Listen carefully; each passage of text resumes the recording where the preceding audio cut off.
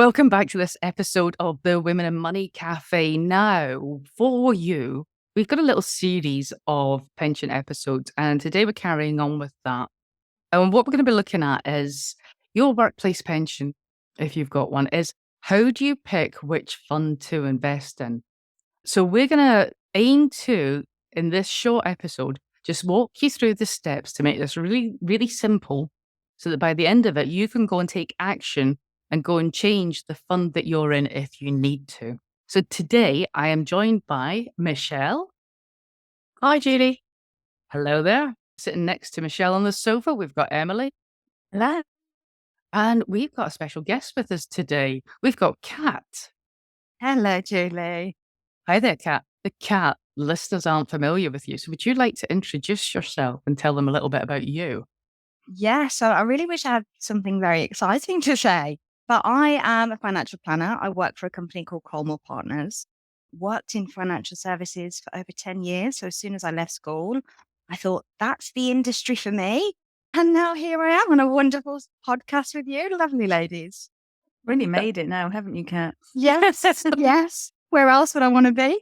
I know. Well, we're really excited to have you with us. And I think it was just, we've got such a good sort of network of women financial advisors. It just makes sense to get a few of you on to showcase your talents and to stop everybody getting bored with our voices. And maybe just to keep us in line. Who knows? Okay, so workplace pensions. I think before we get into this, I think what would be really good is just to revisit briefly why you need to be in your workplace pension. And Emily, I know that you're really good at sort of telling people, like, you need to be doing this. Yeah, it's one thing I tell all my clients because often they come to me with a whole load of pensions scattered all over the place and they say, oh, can you put them all together for me? And I say, well, okay, that's great. Give me a list of what you've got. And of course, often is the current workplace pension. And obviously have to explain to them that that is one that whilst it's useful to look at and for me to understand what you've got, I won't be moving it anywhere. And the reason for that is because your employer has set up that plan, that scheme for all of the employees in the company so that they can fulfill their auto enrollment obligations. Basically, a few years ago, the government said, this is ridiculous, employers, you've got to be paying into your clients' pensions. And so that's what they do. There's minimum levels that are set. The minimum, someone's going to correct me if I'm wrong here, but I think the minimums are 3% for an employer and up to 5%, up to as a minimum 5% for an employee. So if you're on the bog standard, you'll be on 8% max, split that way, 5% employee and 3% employer. So obviously, often to qualify for the maximum the employer gives you, you need to be putting in something yourself. So always good to check your employment contract to see how to qualify for the maximum employer contribution. And the idea is for you to pay the minimum amount to attract the maximum. Obviously, there might be other reasons why you would pay more than that, but that is certainly the bottom line. Yeah, so do keep to be involved in your workplace pension, definitely. All right, thanks for that, Emily. So Emily's saying is you need to get in it because it's free money. And also go and check your contract for those matching contributions to make sure you're taking as much of your employer's money into your pension as possible. Okay, so you've got the pension, you've joined the pension and you're in it. And you're like, I'm not really going to look at anything else to do with that. And the thing is, like, the bulk of the people in the UK that are in the workplace pension, they're all in what's called the default fund. So when the scheme gets set up, the people that run the scheme and the employer, everybody gets together and goes, let's pick one fund that everybody goes in. And boom, everybody goes in there. What's the likelihood that all those people in the UK that are in the default fund, that really suits them? Yeah, very unlikely, isn't it? There has been zero intention there. And as you know, we're all about intentionality, not a made up word. It's still in the Oxford English Dictionary I checked last week. So if you've got 90% of the UK all in the default fund, and we think it's unlikely that that's probably the best place for you, it's like, how do we go about finding out which is the best fund for you? So that's what we're going to walk you through. So the first thing is trying to figure out, right, well, what are the funds that are available to me? And it's like, how do you find that information? So there are a couple of places that you can source the information. So depending on the size of your employer, they might have an HR department. And if they do, they might be sitting on all the pension information. So you could contact HR and ask them for the list of funds that you've got that you're available to you. Or there might be a pension department, or it could be a case of going to the provider direct. So let's say your scheme's run by, who's a popular scheme Aviva. provider? Aviva, good one. So it could be that it's Aviva that runs yours, or Legal in General, or whoever. You can contact them. They probably have a portal that you can log into. And from there, you'll be able to get a list of all the funds that are available to you. So there's 3 bits of information you need at the start of this process, all right? You need to source the list of funds. You need to find out if this thing called lifestyling is on your pension. And you need to know what the chosen retirement date is for you. Once you've got those 3 bits of information, then we're ready to start. So the chosen retirement date, that's probably what the scheme has decided. And it's probably tied in with your state pension age. So it could be 65, 66, 67, 68, whatever. It's probably that. And that's probably not when you're going to retire, if the truth be told. But we need this information at the start. And then lifestyling. I'm going to hand over to Michelle here because I don't like lifestyling. And I'm not going to be very balanced about it. But Michelle, as the reasonable member of the crew, is going to talk us through lifestyling and why possibly it's not a good idea for you. So I'll be honest with you, lifestyling is not my favorite thing, but it is something we come across all the time. And it was originally designed to reduce your risk as you approach retirement. So the idea was that the longer you have to retirement, the more riskier investments you can be in because you have time to weather the ups and downs of financial markets. And then as you approach retirement, you'd want to be in something a bit safer. You don't want it to move as much because you're going to take that money. Now, the theory sounds okay when you sound it like that. But actually, as we all know, life happens to us. Our retirement date isn't set in stone. So regardless of what chosen or selected retirement date you have, as you say, Julie, people aren't necessarily going to retire then. They may do something different. And sometimes with workplace pensions, they may not be used in the way that the lifestyling is designed for them to be used. So when we talk about lifestyling and becoming sort of safer, that's to give you a more or less a lower volatility. So something that's not going to move up and down in value as much as you get to retirement. Because historically, you used to take that away and you could go to an insurance company and you could buy something called an annuity, which would give you an income for the rest of your life. It's not very flexible, unfortunately, but you would give all your pension fund over and you would get an income for life from that company. So therefore, having something which is pretty stable in value could benefit you in those circumstances. But we do have something now called pensions freedom, and it means that you can take your pension in various ways.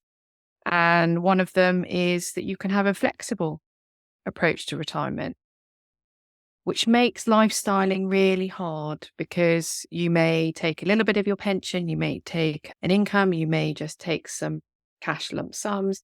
So there's so many different options available now that lifestyling doesn't really work because, as I say, life happens, things change, your circumstances change. And I know from personal experience of working with clients who've been in this situation, sometimes government and economic conditions don't allow for you the fact that you're going to retire, and it could mean that what you would deem to be safer isn't quite so safe and you lose some money. So I think it's just something to be really mindful of, and actually, rather than lifestyling where something is automatic, you being in control of when those investments move to different things is more important.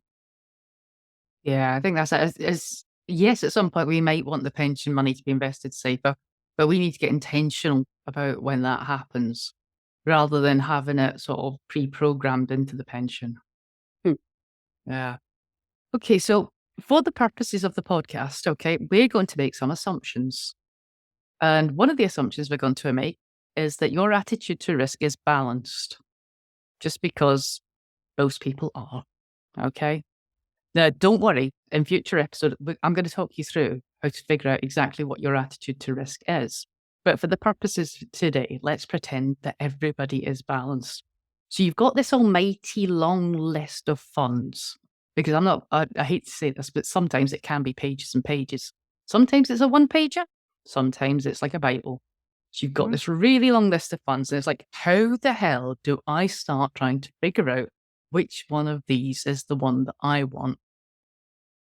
And I think that's the other thing as well, is we're also going to assume that we're just going to go for what we call a multi-asset fund. And that's, you've heard me talk about these before. It's a point and shoot fund. It's got a bit of everything in it. You can't really go wrong. So let's just keep it really simple, because we want you to take action. If we make it too complicated, you're not going to do anything. You're going to stay in the default fund, aren't you? Okay, so you got your long list, and it's like, how do I start to figure out what this list is all about? So what you'll find is the provider might have an off-the-shelf point and shoot range or multi-asset range. You might also see on the list that some of the funds are kind of grouped into different risks or into different kinds of things. So you might have half a page that's just UK funds and half a page that's European funds. And then you'll get another page that's got what we maybe call managed funds, or they might be called multi-asset funds. So looking at the fund name, it starts to give you a bit of a clue what they're about. So if you see something that's called a multi-asset balanced growth fund, that's the kind of thing we're looking for. But as I say, it's going to come with lots of different kinds of names to it. And I just wonder, sort of, Kat, have you got anything that you would add to this, to sort of, when people get this big list of funds, how we can make it less overwhelming for them? Yeah, I think the first point is to just try and narrow it down, because it's so daunting. I mean, even for us as, financial planning professionals, it's so hard fund picking. So for a client, I can only imagine the stress. And yeah, so my attack on this would be start by trying to narrow things down. And I think the fund fact sheets on a fund, which are 1 or 2 page documents, I think they're a really great place to start, because they have a whole host of information that you need in order to help you choose a fund. For example, they've got fees on there, which is key when choosing a fund, because we know that fees eat into performance. It's got the risk level. Now, you mentioned, Julie, you're going to do another episode, which is great, because a lot of funds are governed by their risk. And so the fund fact sheet, it will often have the risk level of the funds on there.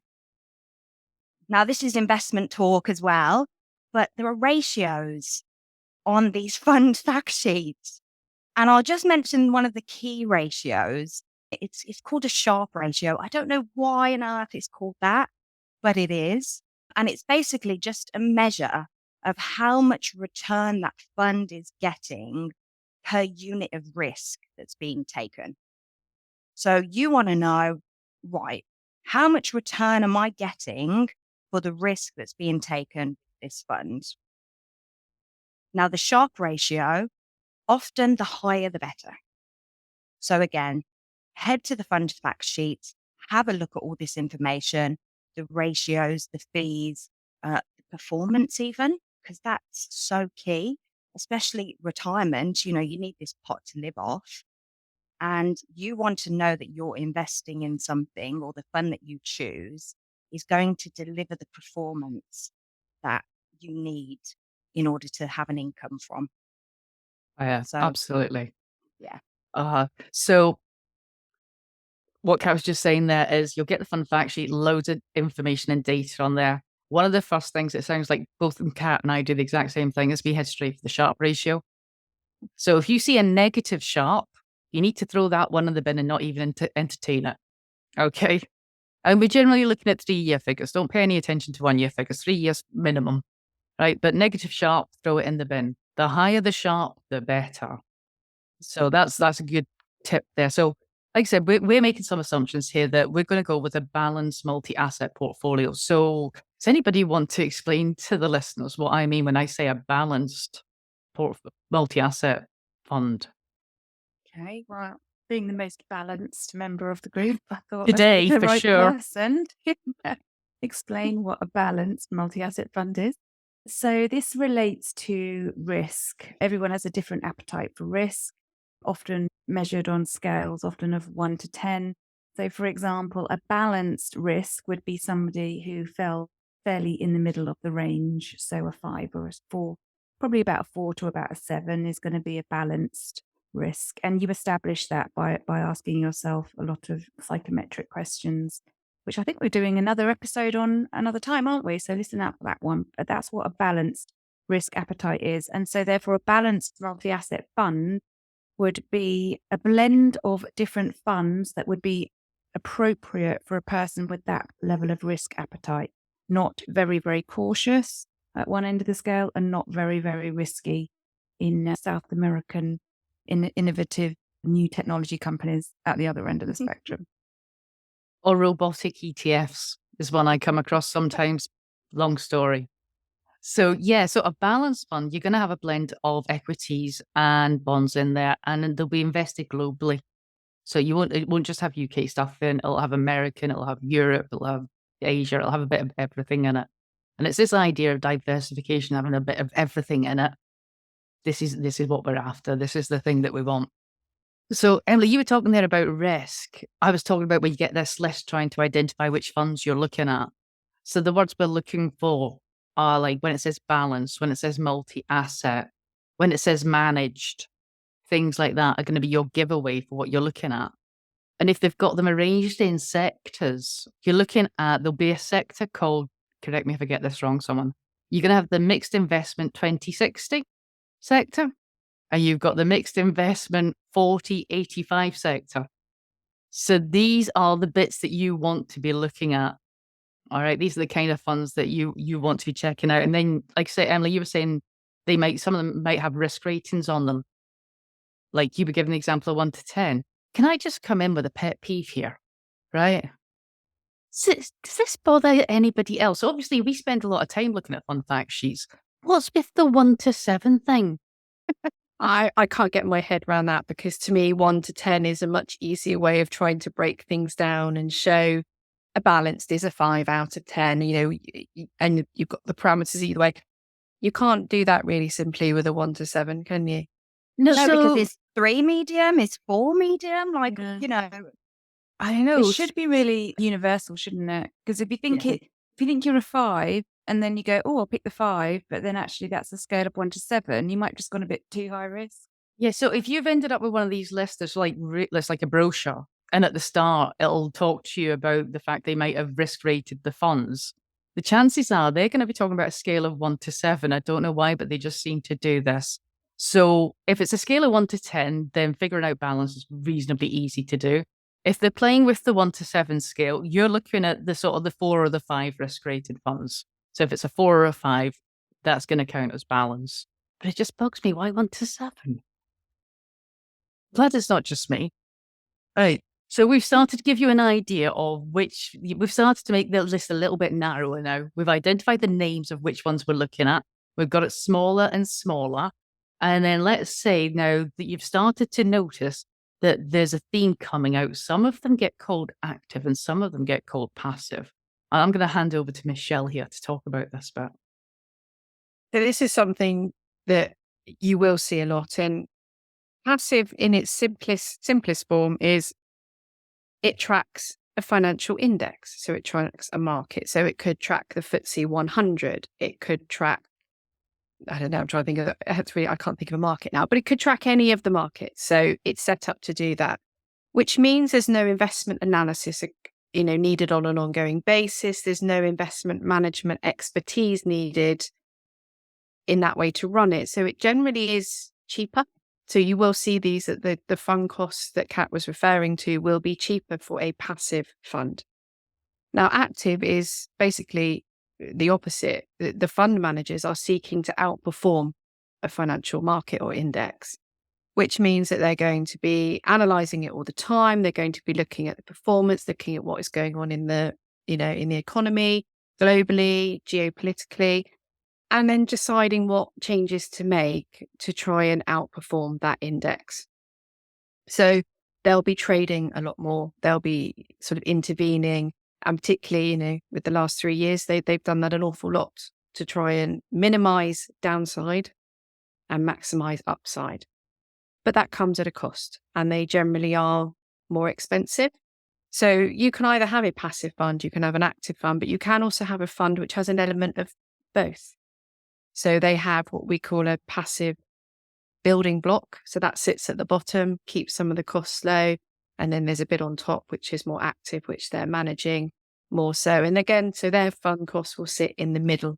So it's really important to look for passive and active, but also compare the costs. And you should quite clearly be able to see by the cost where that sits in that realm. And just off that, Michelle, if you don't mind, what I've found is, as a client, you're looking at the fund fact sheet and it often only displays the AMC, so the annual management charge or the ongoing charges figure. We know, because we work in the industry, that that is not the cost, because there's trading that goes on within the fund. You've got the commissions, the levies, any stamp duty. And so it's super, super important for clients to try and find what we call the OCF plus, which is the ongoing charges figure plus all the other costs, because you would be really surprised how much that can hike at fees. I've seen a fund with an AMC of 0.5%, but then the AMC plus is like 0.85. So just to be really, really aware of that sometimes the costs that are displayed aren't really the costs. And, either it will be on the fund fact sheet, or if you give the provider a call, they can often give you the full costs of that fund. Is it post July as well? They actually have to put that on the fund fact sheets under the new rules which are coming out. So that it will have to be on everyone. So if it isn't, definitely pick that up with the provider, because it should be. That's a brilliant point, Kat. Thank you very much. Right, and it's given me time to think so that I don't say anything terribly controversial next. Okay, so this whole active passive thing. So what we've established is one is meant to outperform and one is more expensive. Don't think that actually happens in real life, but let's not go there. Okay, so let's take a common sense approach to this. You want a big, cheap, multi-asset balanced fund in the middle of your pension. Right, assuming you're a balanced attitude to risk. If you're tempted by some of these super sexy, interesting active funds, all right, and you're like, but that sounds really cool, robotic ETFs. And you're like, I want a wee play with some of that. What you can do is you take what we call, you'll have heard Catherine and I talk about this in the past, a core and satellite approach. So have the bulk of the money in the big, cheap, sensible thing in the middle of the pension, and have little satellite funds coming off of it with smaller amounts of the pension in it that could be, where you're getting a little bit more experimental. Does that make sense? Anything anybody would add to that? It allows you to actually indulge in some of the things that may be more interesting to you, or that you have particular, interests in, beliefs in, whatever. It allows you to do that, but it's still keeping the bulk of your pension fund somewhere, nothing's ever guaranteed, but relatively safe in terms that it's in a diversified portfolio of investments. So it allows you to, as you say, go a little bit wild and have something a bit different, but without risking everything, because you wouldn't want to do that. Yeah, this is what I often talk to my clients about who want to invest ethically and sustainably, because there's a lot out there in terms of funds for indulging all sorts of values and convictions, such as, somebody who might be really into doing something to solve the problem of food scarcity in the third world, or, agricultural food security, or water and waste, or very highly technological pioneering companies trying to free the world of cancer. This amazing, very impactful companies out there, that fund companies are able to package up and say, look, if you invest in this fund here, the companies you'll be invested in will be doing these great things. But obviously with that comes a reasonable amount of risk. And so what I always suggest is very much this core satellite approach, where you would have your big, fat, chunky, more reliable multi-asset fund in the middle. And then, you'd pick your themes that you like to indulge as the satellite funds. And that is a really popular way of doing things. Emily, is there anything else that you would add for the listeners that are looking to do good with their pension money with regards to the workplace pension? Well, yeah, of course, with the workplace pension that you're in, there may well be an ethical option, or maybe it's what they badge up as a sustainable option. But anyway, it's always worth looking at the label. I think we talked about labels before. Often the clues are in the labels. There is also some danger of relying solely on the labels because there is a lot of what they call greenwashing out there, which is basically slapping on a nice marketing label that says, "Oh, look how lovely and sustainable your pension is," when actually under the bonnet, it might not be quite as green as they make out. So you do have to be careful, but it's a really good place to start is the label.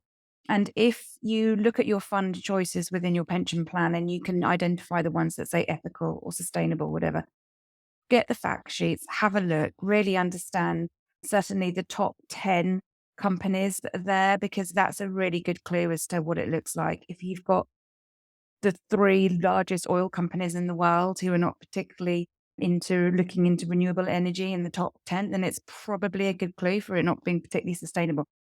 So anyway, there's a lot you can do with your own research there. But also, if you work for a large enough company, what would be wrong in saying to your HR person who's in charge of the pension, "Can I come and talk to you? Or can I have a quick call with you? And I just want to talk to you about what my pension's invested in, because it is my money and I do have certain views. And I just want to check that what I'm invested in is aligning with those values." And, you know, either they've done the homework when they first chose the pension provider, so they'll have the answers, or they should go away and do more research and come back to you, because I can guarantee you, especially if you work for a large company, you're not going to be the only person to have these concerns and views. So if you bring this to them, there's a great opportunity there for them to engage the employees in a much wider debate. And there's also the opportunity for them to perhaps say, "Oh, actually, I don't know if what we have got at the moment is fit for purpose. It's not necessarily going to be reflecting values of my employees. So why don't we look at, changing things up or talking to the provider?" Because if you're a large global company with a huge number of employees in the scheme, you've got a lot more power to go to Legal in General, Scottish Widows, or whoever it is, you know, and say, "Look, what are you going to offer? You've got this default fund here, and that's great, but it's not necessarily ticking the boxes for ethical, sustainable investors. Is there an option to do something for them?" So they could introduce many other choices for you. Emily, But what was the company you mentioned to us before we started recording? oh yeah, there is a company out there. It's grown quite significantly over the years, but it's called Tumelo, Tumelo. It was a great startup by a young, I think it was, I shouldn't say young, that sounds patronized. She's not young anymore. She's very experienced and really very good at what she does. But a Cambridge graduate who had this idea that wouldn't it be great if we could make people who are in these large corporate pension schemes actually use their power and their voices and exert some sort of influence over the companies that their pension schemes were invested in. So she has provided the technology, her company's providing the technology for this look through approach where people can find out what their corporate pension scheme is invested in. And further than that, there's actually the ability now to cast your vote in the shareholder elections, but it does require your company, your employer, to be signed up to what she's offering, what the company is offering. So yeah, maybe suggest looking into that as an option. So, as a small little person just building your own little private pension pot, you can actually have quite a lot of say. You can bring out that activist in you and try and make the world a better place. And that's Right. what ethical, sustainable investing is all about. All right, that's brilliant. Thank you very much. That's a great top tips there from Emily. You can hear from Emily there. She's really knowledgeable on this stuff. So if it's something that you want to know more about, then might I highly recommend, if you're not already, then you go and follow Emily and you can keep up to date with her top tips. I mean, Tumelo, I think that's cool. I've never heard of that. So where were we then? So what we've done is we got the information from HR or from the pension company or whoever it is that's sitting on it. So we got the fund list, we got your retirement date, and we got whether you're lifestyled or not. We know why we don't want to be lifestyled now. we've got the big list and we've figured out how to narrow the list down. And those names, those keywords that we're looking out for, that's going to help you figure out what kind of funds you're looking for. Kat's given us some top tips on then how to narrow it down. So she's like, go and check out the Sharpe ratio, because we do like a bit of Sharpe. And she's touched on charges. Why do we care about charges so much, right? Because, like, let's say your pension makes 6% a year. All right, I've got a pension, it's making 6% a year. Michelle, you've got a pension, it's making 6% a year. Okay. I went for the super duper fancy, clever funds that cost 2% a year to run. You went for the really boring passive one that costs 0.5 to run. So at the end of the year, I've made, have I made 4%? Yeah, because I'm onto it. And you've made 5.5. 5. So I'm sitting on 4% and you're sitting on 5.5. Even though the funds have made the same return because of charges. That's why we give a flying one about charges. Keep your costs low where you can. Except you need to accept that if you're looking for anything that's a bit interesting, it's going to cost you more, because that's a skill set and you're paying for that. So it's a bit like, when Emily's talking about the different sustainable options are, if there's more research involved, then that is going to cost money. But at least you're paying for something that matters to you, and not paying money to somebody in London who drives a flash car and thinks he's super clever. Or they think they're super clever. Well rescued, Jules. Anyway, so kind of wrap it up. So we've got it down. You've probably just got a couple of funds left now, right? And you're like, okay, I've done all that. I've turned the 3-page document into 3 funds. And you're like, yeah, but I don't know which one to pick now. Can you not just tell me? Right? No, we're not allowed to tell you. This is really bizarre as well. Right? See, if we weren't regulated and we were on TikTok, we could say anything we wanted. But we are all authorized and regulated people, which means we can't tell you which fund. We're not allowed, which is ironic because we're the people that know. But you've got it down to the last 3. You genuinely can't tell which one to go for. Pick them all. Right? What's wrong with having them all? Even for a Nothing at little all. while. See which one does best and just say, I'm going to go all in that one. And I think that's the thing is, like, when we talk with people, and I'm sure everybody here is the same, is people are so scared of getting it wrong. And like, they're worried they're going to lose all the money. Right? I promise you that if you follow the steps we've suggested and you end up in a big, boring multi-asset fund, you're not going to lose all your money. It can't be done. So you can't get it wrong if you follow these steps. So my implore you is just take some action. Is there anything, ladies, that you would like to add?